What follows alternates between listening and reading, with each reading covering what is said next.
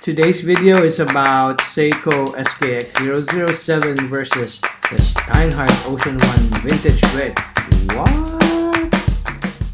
No, it's not unheard of.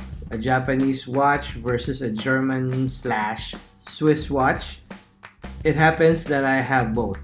SKX as my official gateway drug to the fascinating world of watch collecting.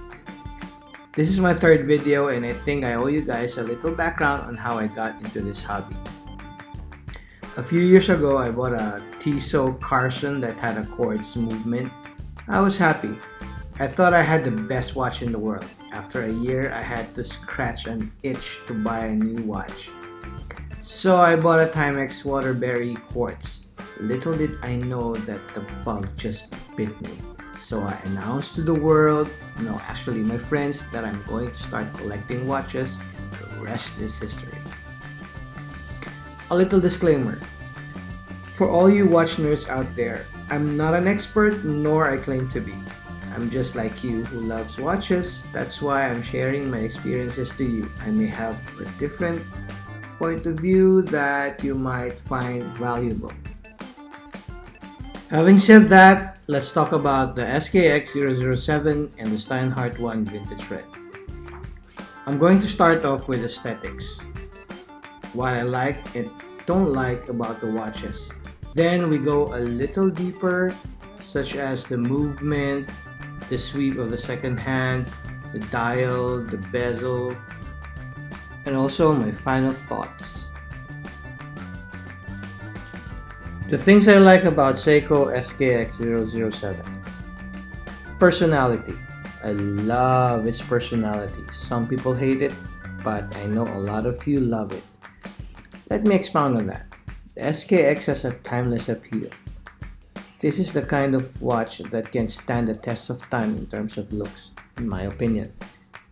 It's like your ruggedly beautiful next door neighbor you just can't stop looking at day in day out.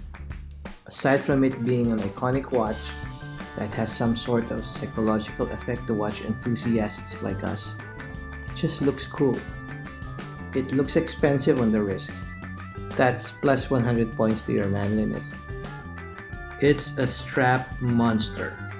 Brown, gray, blue, black, even orange straps look good on this watch. There's only one thing I don't like about it. That's the bezel. It sounds and feels flimsy when you turn it. It's as if it will break. Also, it doesn't really align with the 12 o'clock mark, and it has a little bit of play. Let's quickly review the specs. I know most of you are very familiar with this SKX line. Movement is 7S26 caliber, which is outdated. There's no hacking and winding. All you have to do is just shake like a body dancer in the night to start it or to restart it. It has a day and date complications, waterproof to 200 meters. It's ISO certified, which makes it a real dive watch. Take note. Lumi Bright Lume, which is not that good. It doesn't last like my monthly paycheck. Hardlex crystal and stainless steel, you know that. Case size is 42.5 millimeters.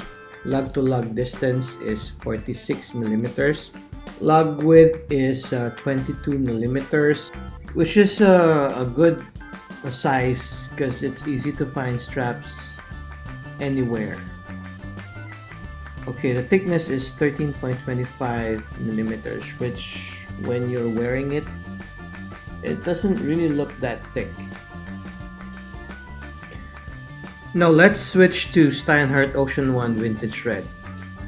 Quick specs here.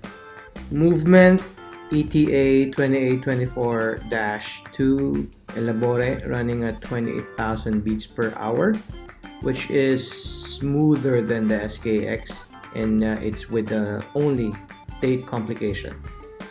It has sapphire glass with AA coating, waterproof to 300 meters, Super Luminova Old Radium Vintage, which is also much better than SKX. It's made with a 316L stainless steel. Case size is 42 millimeters. Lug width, same as SKX, 22 millimeters. Thickness is 13 millimeters. What is it about this watch that I like? To start with, the bezel action feels and sounds firm. Very minimal backplay. Of course, ETA 2824-2. Though I really haven't observed the accuracy, I would say it keeps good time since the time I received it. And because of the overall look of the dial, the bezel and the bracelet, I look like $1 million. Actually, I cannot find anything that I don't like about this watch. I haven't really taken it off since I received it. I think it's about more than 1 week now, and I wear it even when I sleep. So here they are side by side, the Seiko SKX007 or 007 and the Steinhart Ocean One Vintage Red. One is made in Japan, not really made in Japan, but a Japanese brand. The other one is a German brand that is made in Switzerland. Now, my final thoughts. I should say I like them both, but my go-to watch really is Seiko SKX007. That's my go-to watch. That is my beater watch, my everyday watch, because I'm not afraid to break it. I'm not afraid to bump it, to scratch it. As for the Steinhart, it's not an expensive watch. It's about less than 500, even less than 400 US dollars, but it's a watch that I would wear during meetings with clients or during presentations, because to me, in my opinion, the Steinhart looks much better than the Seiko SKX. As for the movement, I would go with the ETA instead of the 7S26 movement, which is really outdated now. In terms of brand recognition and brand heritage, Seiko wins every time. Steinhart is a relatively new brand, but I think they have a very bright future ahead. Let me know your thoughts. Please write your comments down below and like this video if you like it. And please subscribe to my channel. Have a great weekend, guys, and I'll see you on my next video.